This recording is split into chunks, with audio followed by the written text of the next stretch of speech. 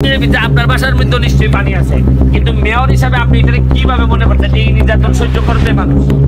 তো তিনি মেয়র ছিলেন, হ্যাঁ, ওনার বক্তব্য শুনলেন, উনি নিজেও পানির তোলে উনি বলতেছেন যে আস্তে আস্তে পানি যাচ্ছে, আস্তে আস্তে মানুষের কিছুটা যতটুকু সম্ভব 2-4 জন মরলে আর কি আসে যায়, এরকম মানুষ তো অনেক সংখ্যায় বেশি আছে। মুখোমুখি বেস্টের সময় কিভাবে একজন মেয়রকে ধরে ফেললেন, জাস্ট আপনারা এই ভিডিওটি দেখুন। একদম জায়গায় তাকে ধরে অপমান করতেছে, কিন্তু কিছুই বলার নাই এই বেস্টের সুমনের উপরে। সমাজ আজকের ভিডিও খুবই ইন্টারেস্টিং হতে চলেছে, ভিডিওটি কোনোভাবে মিস করবেন না। এমন ভাবে ধরলেন পানি যাওয়ার নাকি কোনো রাস্তাই নাই, এবং সেখানে তাকে সামনে রেখে চরমভাবে অপমান করলেন, এবং এইটা একদম তার সামনাসামনি এরকম অপমানটা করলেন। জাস্ট আপনারা দেখলেই বুঝতে পারবেন আজকের ভিডিওটি। চলুন আমরা সেই ভিডিওটি দেখে আসি। মানে শীতের লেগে আমরা ভাবলাম না এটা পানি ছাড়াইতে, যে পানিগুলো পানি ছাড়াইতে পারলাম না, সামনে যে 2-3টে পানি বানিয়ে বন্ধ করে রাখছে। মানে কি আমরা সমস্যাটা কিতার লেগে আমরা পারলাম না আগে প্রিপারেশন নিতে। না এই জায়গাতেই হইল সুবিধা নেই, এই জায়গাতেই পুরো লম্বা দিকে পুরো, কিন্তু অলরেডি তো পানি তো আটকা হইছে ঘুরুন ঘুরুন।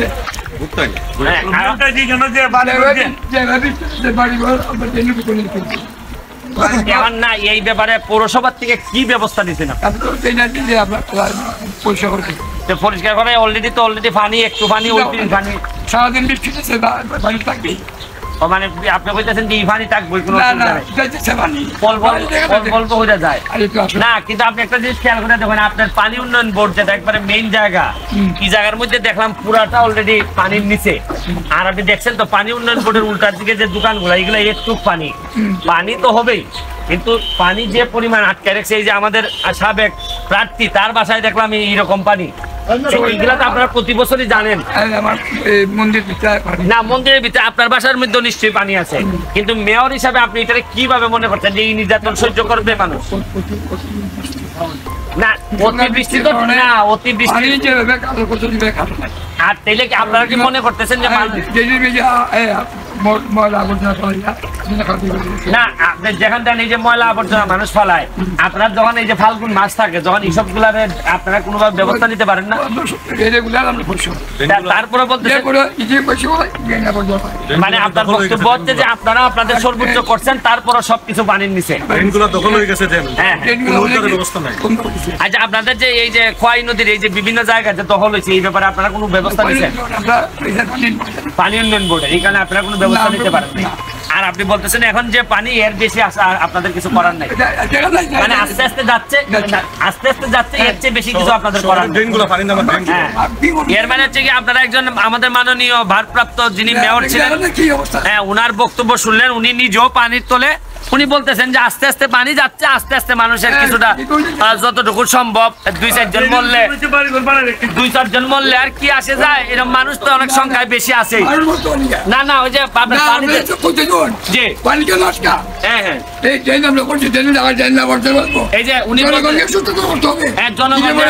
উনি বলতেছেন জনগণকে সচেতন করতে হবে, আর উনাদের যে কাজ উনারা যতটুকু পার্সেন্ট করছেন করতেছেন, এর ভিতরে আর যতটুকু সম্ভব এখন আমরা মাননীয় মেয়রের সাথে হাঁটতেছি, এবং যদি কখনো কোনো গর্তে পড়ে যায় আপনারা কিন্তু আমরা আটকাবেন, কারণ আমি তার গর্ত দেখতেছি না। মাননীয় মেয়র সাহেব যদিও ছাতা নিয়ে আসেন, ছাতার জন্য পুরাটা দেখা যাচ্ছে না ওনারে, তারপরে আপনারা এই আপনি পানিটা দেখান, একটু ভালো করে পানিটা দেখান।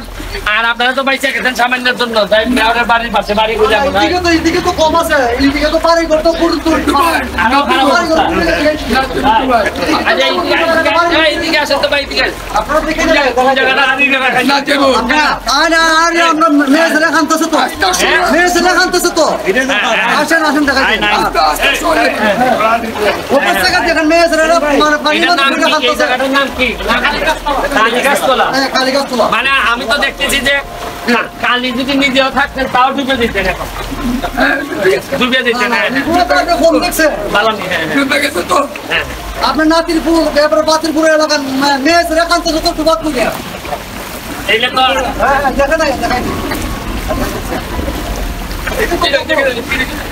মানে কমপ্লিটলি একটা ম্যাচ পুরা হবিগঞ্জ পৌরসভা বলতে না, এটা কি না, এটা তো মন্দির, ঠিক আছে, মন্দির নিজেই পানির তলে, মন্দির নিজেই পানির তলে, কমপ্লিট একটা মেস।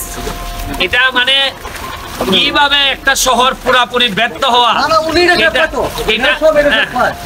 কিভাবে একটা শহর পুরাপুরি ব্যর্থ হয়, আমি শুধু এই ব্যবস্থাটা আপনাদেরকে দেখাচ্ছি। দেখেন অবস্থাটা দেখেন, হবিগঞ্জ পৌরসভা বলতে আদৌ কোনো পৌরসভা আছে কিনা আমার মনে হয় না। এইসব কেন, এই যে দেখেন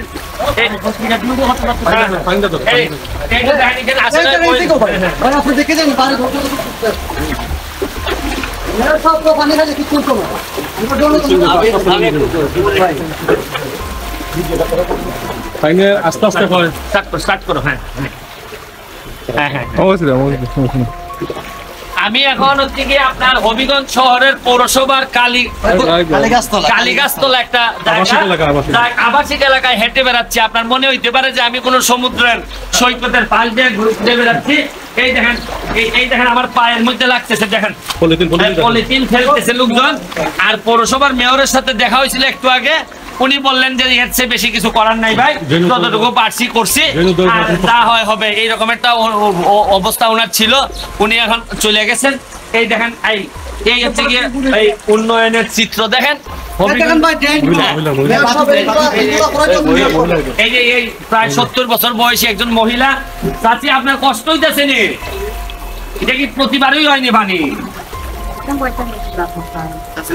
আচ্ছা ঠিক আছে। হ্যাঁ, এই দেখেন আমি জানি না আমার নিজের ময়লায় আজকে কি হবে সারা শরীরে, মানে এত গিন গিন লাগতেছে, আমি আপনাদেরকে বুঝাইতে পারবো না। উন্নয়নের লীলা নমুনা হবিগঞ্জ শহরটা কিভাবে তিলে তিলে রাজনৈতিক দূরদর্শিতার অভাবে, নেতাদের দূরদর্শিতার অভাবে, নেতাদের এই যে স্বার্থের মারামারির কারণে, পরিবেশ আন্দোলন যারা করেন তাদের অকার্যকর ভূমিকার কারণে আজকে দেখেন এই যে অবস্থাটা কি হয়েছে। আমি শুধু হেঁটে হেঁটে আপনাদেরকে দেখাচ্ছি যে এটা একটা পৌরসভার মেইন ভিতরের এই যে কালীগাছতলার এই অবস্থাটা দেখেন। এটা কি আদৌ মনে হয় যে কোনো পৌরসভা? যদি আপনাদের মনে হয়, আমার কোনো বক্তব্য নাই। আমি একটু আপনারা জিজ্ঞাসা চাইছিলাম যে আপনারা কিরকম মনে হয়, আপনারা যে পৌর ট্যাক্স দেন এই অবস্থায় মনে হয় আপনার কিতা মনে হয় যে এইভাবে কি ব্যবস্থা আছে? আমরা তো পানির সময় তার বাড়িবার সুযোগ না, আমরা টাকা জল টল কিছু আনতে পারি না, বাইরে করে যেতে পারি না। মানে উনি কিন্তু ভদ্র মহিলা, এই কারণে গালাগালি করতেছেন না। আমি হইলে, আমি এই বাসায় থাকলে আমি চরম ভাবে গালাগালি করতাম। না না, আসলে তো এইদিকে আপনার মানে ডাক্তারখানা আরেকটা জিনিস দেখেন, এখন আমি যত যাব তত পানি পাবো। অথচ এইখানেও আমরা আইসা লোকজনকে স্বপ্ন দেখাই, আমরা এই বিভিন্ন ভাবে আওয়ামী লীগ করি, বিএনপি করি, বিভিন্ন কথা বলে, আদর্শের কথা বলে ভোট চাই। তাইয়া ভোট নেওয়ার পর আমরা যে যার মতো আর কোনো খবর নেওয়ার কোনো সুযোগ নাই। এই দেখেন ভদ্র মহিলা, ওনারাও বেরোয়ার কোনো সুযোগ নাই। আপনি আপনারা বেরোন কিভাবে? এখানে তো আর বেরোয়ার কোনো সুযোগ আছে? নির্বাচনের কমিশন আছে।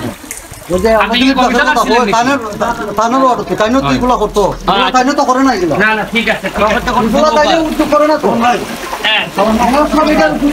20 লক্ষ মানুষ দেখেছে এই ভিডিওটি, যেখানে বেশির সময় একদম ওপেনে কিভাবে একটা মানুষকে আসলে অপমান করতে হয়, জাস্ট এইটাই তার নমুনা ছিল। সঞ্জয় বেশির সময় আসলে একজন সাহসী মানুষ ছিলেন।